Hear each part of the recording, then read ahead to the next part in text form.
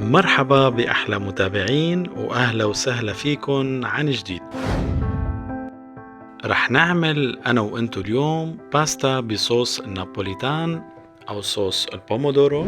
وبالمناسبة هاي الصلصة من الصلصات الأساسية بالمطبخ العالمي، وأنا اليوم حبيت شارك معكم هاي الوصفة لأني بصراحة معجب كتير بالمطبخ الإيطالي.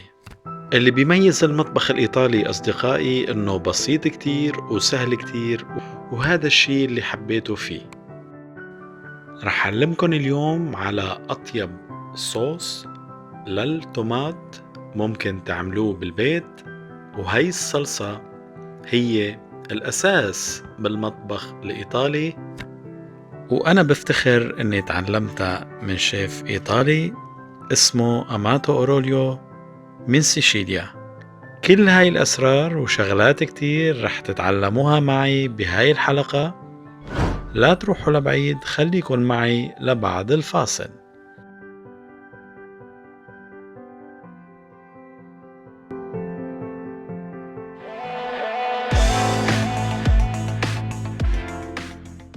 مرحبا، كيفكن؟ اليوم رح نعمل باستا مع صوص النابوليتان. للصوص لازمنا بندورة، بدنا زيت زيتون، بدنا كمان توم، بدنا كمان ملح، أكيد ما ننسى الريحان. قلنا الباستا أي نوع منحبه. أنا اليوم استخدمت توك ليمي. وهلا خلينا نبلش الحلقة.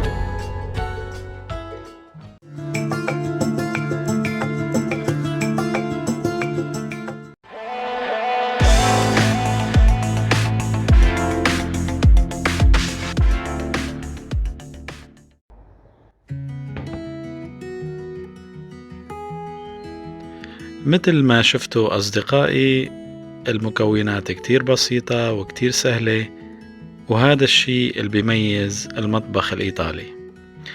بالبداية رح بلش بتشكيل صوص البومودورو. رح أتخلص من قشر البندورة أكيد، ورح نقطع البندورة أو الطماط بأي شكل بتحبوه لأنه رح نطبخه. رح ضيف للطماط صوص البندورة أو معلقة توميتو بيست أو رب البندورة إذا موجود عندكم. رح ضيف 3 حبات أو 4 حبات توم، وعندي أكيد الملح، ورح ضيف كاسة من زيت الزيتون تقريبا،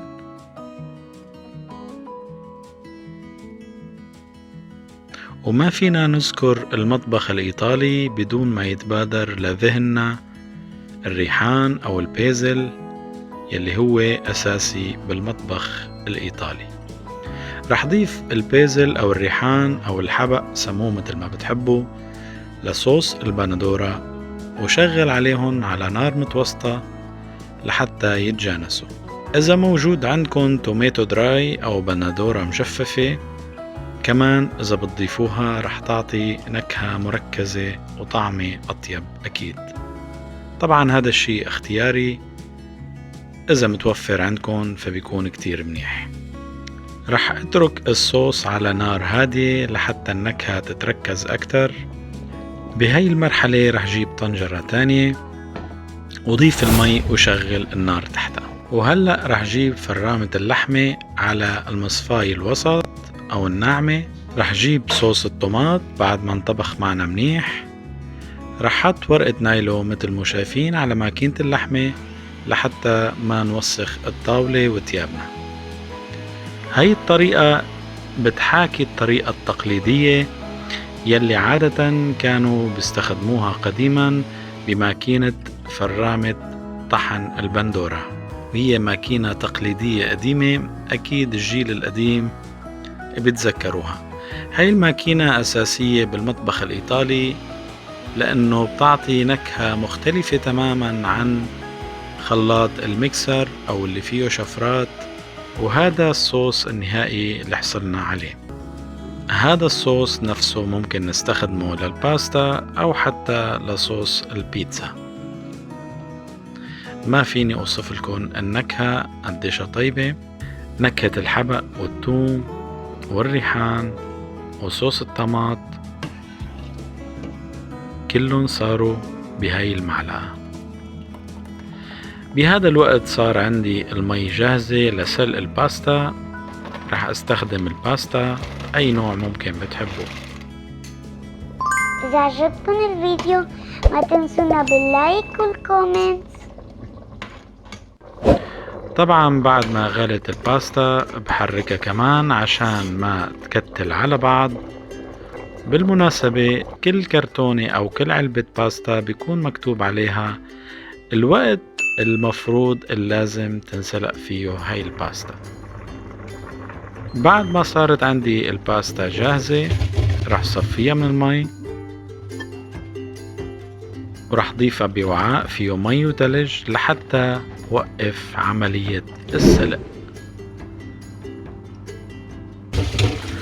صفيتها من المي وأكيد تخلصت من قطع التلج. رح ضيفهم بوعاء عن جديد. رح ضيف لهم زيت زيتون أو زيت عادي وحركهم لحتى ما يلزقوا على بعض. بهذا الوقت رح ضيف معلقتين صوص بومودورو. رح ضيف الباستا ورح حركهم أكيد. بالنسبة للباستا اللي سلقناها ممكن تضبوها بالبراد وتستخدموها بأي وقت. رح نضيف الريحان عن جديد لحتى نعزز نكهة الريحان أكتر. وهلأ رح نباشر بعملية السكب أو التقديم. رح ضيف هون الموزاريلا الفريش. رح حطها بشكل عشوائي. رح نضيف كمان التوماتو دراي أو الطماطم المجففة وزينها بعرق ريحان. رشة زيت زيتون على الوش رح تعطيني لمعة ونكهة أكيد أطيب بكتير. عادة أنا بحب أقدم الباستا مع الجارليك بريد أو الخبز بالثوم. وهيك بنكون خلصنا الحلقة أصدقائي وصار طبقنا جاهز للتقديم وبتمنى ينال إعجابكم.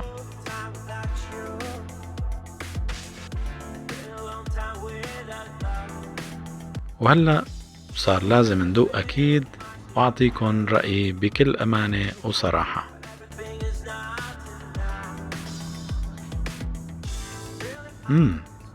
عن جد شيء أكتر من رائع. بتمنى تكون الحلقة عجبتكم. ولكل الناس اللي بتحب المطبخ الإيطالي يا ريت تكتب لي بالكومنت. هذا كل شي كان لليوم. بتمنى لكم نهار سعيد. أنا عامر كنت معكم من قناتكم فتوش. سلام.